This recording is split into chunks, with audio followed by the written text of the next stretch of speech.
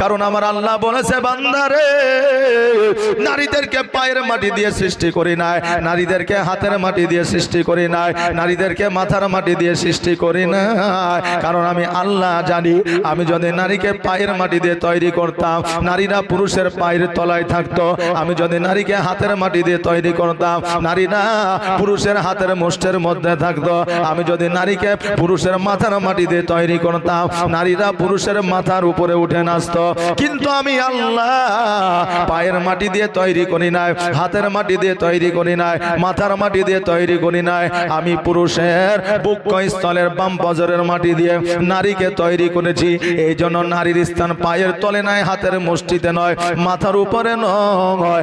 আল্লাহ বলে প্রত্যেকটা স্বামীর কাছে প্রত্যেকটা স্ত্রীর জায়গা হলো বুকস্থলে, হৃদয় মাঝে। জোরে বলেন সুবহানাল্লাহ।